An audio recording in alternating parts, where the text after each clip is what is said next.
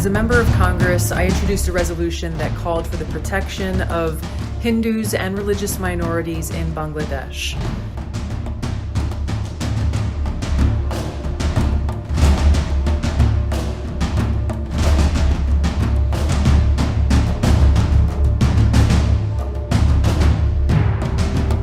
The Supreme Lord Sri Krishna is the reservoir of all happiness. So if we want to be happy, we need to be connected with Him.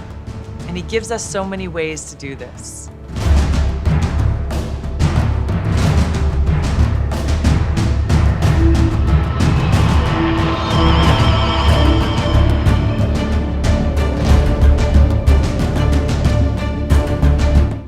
It broke my heart to see such hate and violence being directed towards devotees of God in their temples in Bangladesh.